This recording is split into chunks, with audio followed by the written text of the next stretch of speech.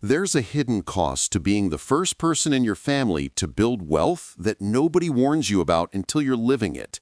It's not just the hard work, the sacrifices, or the discipline required to break generational poverty. It's the emotional burden, the guilt, the family expectations, the isolation, and the psychological warfare of navigating relationships where your success creates tension, resentment, and impossible demands. I'm Kyle, and today I'm exposing the real price of being the first rich person in your family. The guilt trips, the boundary battles, the cultural betrayal accusations, the emergency bailout requests, and the loneliness of ascending economically while your family stays behind. Most people romanticize upward mobility as pure triumph, but the reality is far more complex. Your success can strain relationships, trigger resentment, create dependency dynamics, and force you to become the family bank, whether you want to or not. If you're building wealth while your family isn't, this video will help you navigate the psychological minefield ahead. The truth is uncomfortable, but necessary. Let's talk about it. The first price you pay is guilt. Pervasive, crushing guilt that follows every financial decision. You eat at a nice restaurant and think about your parents' empty fridge. You book a vacation and remember your siblings can't afford gas. You buy a home and feel shame that your family still rents. This guilt is weaponized by family members either consciously or unconsciously through comments like, "Must be nice," "You've changed," or "You forgot where you came from." The psychological mechanism is powerful. Success within scarcity cultures often trigger betrayal narratives. Your family interprets your wealth as evidence you've abandoned your roots, joined the other side, or value money over family.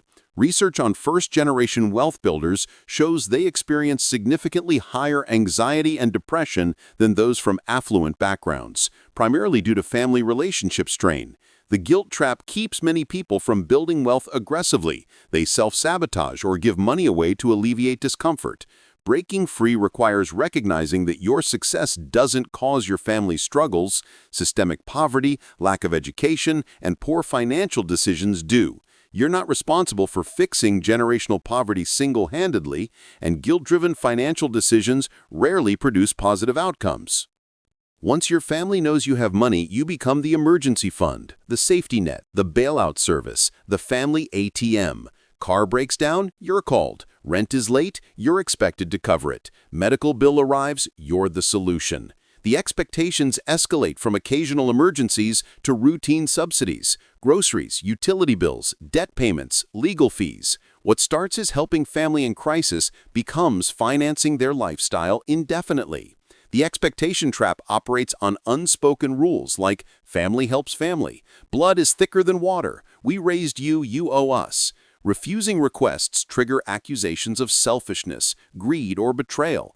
Many first-generation wealthy people report spending 20 to 40% of their income on family subsidies, destroying their own financial goals and creating dependency. The psychological burden is immense.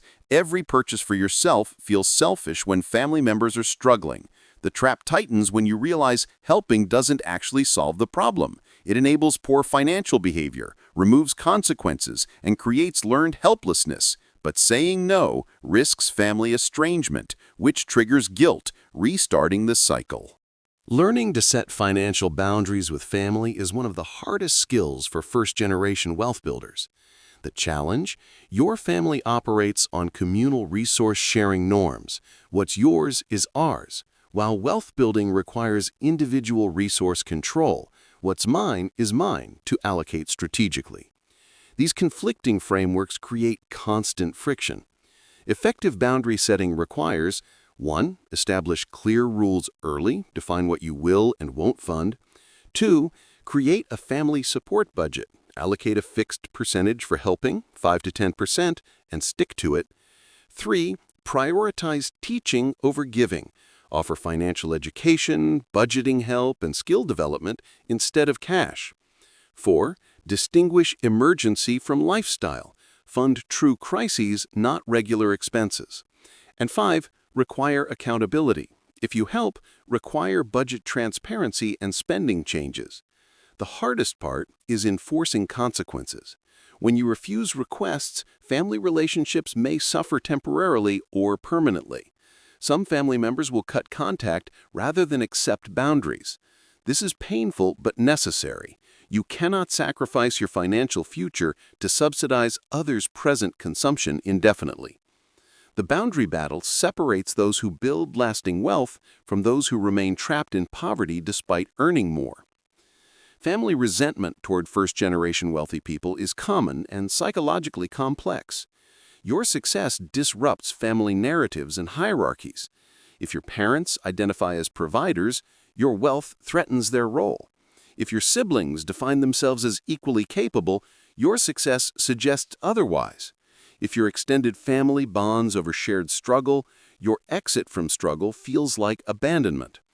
This triggers defensive reactions, minimizing your achievements, like you just got lucky, attacking your character, money changed you, or sabotaging your efforts, gossip, exclusion from family events, or turning other relatives against you.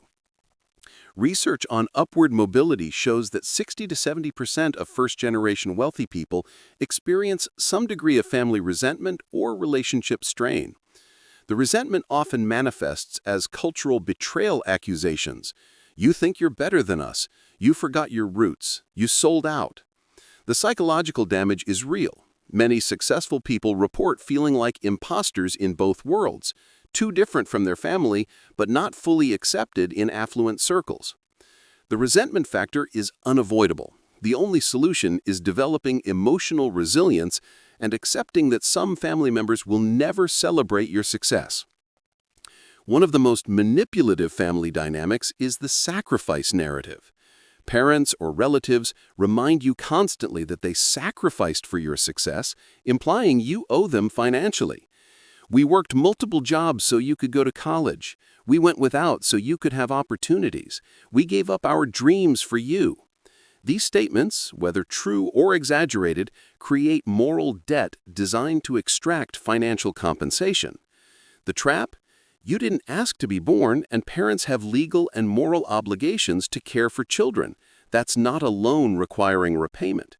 However, cultural norms in many communities elevate parental sacrifice to sacred status, making resistance feel like betrayal. The healthy response is acknowledge sacrifices with gratitude and non-financial support, time, care, and respect, but refuse to accept guilt-based financial extraction. You can honor your parents without bankrupting yourself. Many first-generation wealthy people struggle with this because they genuinely appreciate sacrifices but resent the manipulation. The key is separating gratitude from obligation. Being grateful doesn't mean you owe unlimited financial support forever. Your parents' sacrifices were their choice. Your wealth building is your choice. Both can coexist without guilt-based extraction. As you ascend economically, you often lose social connection with family and old friends who can't relate to your experiences, while not yet fitting into affluent social circles. This creates profound isolation. Your family sees you as other, too wealthy, too different, too changed. Affluent peers see you as other, wrong background, wrong upbringing, wrong cultural capital. You exist between worlds, fully belonging to neither. This isolation is psychologically damaging. Humans need community, and first-generation wealthy people often report feeling alienated, lonely, and misunderstood. You can't discuss financial struggles with family. They dismiss you. Must be nice to have rich people problems.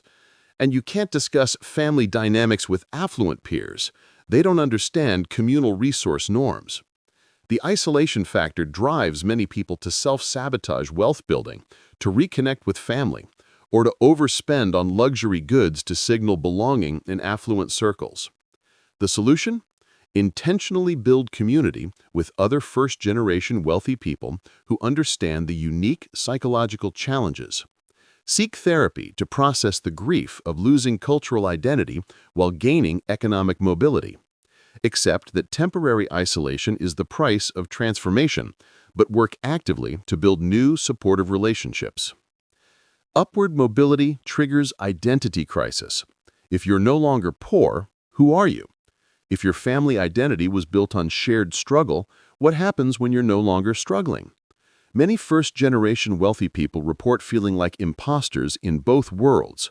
Not poor enough for their family, not rich enough for affluent circles, not authentically anything. This identity confusion manifests as chronic anxiety, depression, and self-sabotaging behaviors designed to reconnect with roots. Some people overspend on family to prove they haven't changed. Others hide wealth to avoid judgment. Some develop survivor's guilt and downplay success. The identity crisis is real. Culture, values, speech patterns, interests, and social norms shift with economic mobility, and resisting this shift creates internal conflict. The healthy path forward? Accept that identity evolution is natural and necessary. You're not betraying your roots by growing beyond them. You're honoring them by building the life they wanted for you. Integrate the best parts of your background, resilience, gratitude, work ethic, while adopting new skills, norms, and relationships that support wealth building. Your identity isn't static, it's dynamic. Embrace the evolution instead of fighting it. Here's the uncomfortable truth. Breaking generational poverty requires breaking family patterns: financial, behavioral, psychological, and relational. If your family normalizes debt, you must reject it. If they prioritize present consumption over future security, you must prioritize differently. If they practice communal resource sharing, you must practice individual resource control. If they avoid discussing money, you must embrace financial literacy. These pattern breaks feel like betrayal because they reject family norms, but they're necessary. Poverty is partially maintained through dysfunctional patterns passed generationally. Breaking the curse means accepting that you will be different, criticized, and misunderstood. It means watching family members repeat mistakes you've escaped while refusing to rescue them endlessly. It means prioritizing your children's financial education over subsidizing your parents' present consumption. This isn't cruelty, it's strategic wealth preservation. The generational curse only breaks when someone says no more and accepts the relational consequences. That someone is you. The price is high: family strain, guilt, isolation, but the alternative is remaining trapped in poverty forever. Choose the hard path that leads to freedom over the comfortable path that leads to continued struggle. You can help family without destroying your finances or enabling dysfunction. It just requires strategy, boundaries, and accountability. Strategic giving principles. Fund assets, not consumption. Pay for education, tools, business startup costs, debt elimination if they commit to behavior change. Don't fund vacations, luxury goods, or routine expenses. 2. Require skin in the game. If you contribute $5,000 towards someone's car, they contribute $1,000 and prove financial responsibility. 3. Teach alongside giving. Every dollar comes with financial education, budgeting help, or skill development. 4. Set clear limits. Communicate upfront what you will and won't fund and enforce boundaries consistently. 5. Prioritize empowerment over rescue. Help people build earning capacity, not dependence on you. 6. Create trust structures. If leaving inheritance, use trusts with conditions like education milestones, sobriety, or employment to prevent waste. 7. Support children's future over adults' present. Prioritize nieces and nephews' education funds over parents' consumer debt. Strategic giving transforms you from enabler to catalyst. You're not rescuing people from consequences, you're creating opportunities for those willing to change. This approach reduces guilt, you're helping, preserves wealth, you're strategic, and maintains boundaries, you're not enabling. Most importantly, it shifts family dynamics from extraction to empowerment.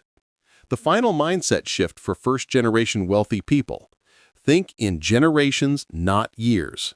Your goal isn't just building wealth for yourself, it's establishing financial stability for your children, grandchildren, and beyond. This requires rejecting family pressure to distribute wealth immediately and instead prioritizing long-term compound growth. Generational wealth strategies: 1. Max all tax-advantaged retirement accounts to ensure your own financial independence. 2. Fund 529 education accounts for children, nieces, and nephews early. Compound growth makes college free. 3. Establish irrevocable trusts with conditions to prevent wealth dissipation. 4. Teach children financial literacy from age 5 onward. Break the poverty mindset before it forms. 5. Build businesses or real estate portfolios that generate income for generations. 6. Create family foundations for strategic philanthropy instead of reactive giving. 7. Document financial principles in writing so future generations understand the sacrifices required. The long game means accepting that you won't spend all your wealth on yourself or your parents. You're building a financial fortress that protects your descendants from the poverty you escaped. This feels selfish to family members focused on immediate needs, but it's the only way generational poverty truly ends. Your parents may never understand, but your grandchildren will benefit. That's the trade-off. At the core, being the first rich person in your family is one of the hardest psychological journeys you'll undertake. The guilt is crushing, the expectations are impossible, the resentment is painful, and the isolation is lonely. But the alternative, remaining trapped in generational poverty out of fear of family judgment, is worse. Financial freedom means your children won't experience poverty. It means your grandchildren won't know food insecurity. It means you've broken a cycle that trapped your ancestors for generations. That legacy is worth the price of strained relationships, uncomfortable boundaries, and emotional isolation. Start today. Set one clear financial boundary with family, communicate it respectfully but firmly, and enforce it consistently. Seek therapy or coaching to process the emotional burden. Build community with other first-generation wealthy people. Prioritize your financial goals even when guilt screams otherwise. Tell me in the comments, are you the first in your family building wealth? What's the hardest part for you? Let's break generational poverty together, one boundary at a time. The price is high, but freedom is priceless. You've got this.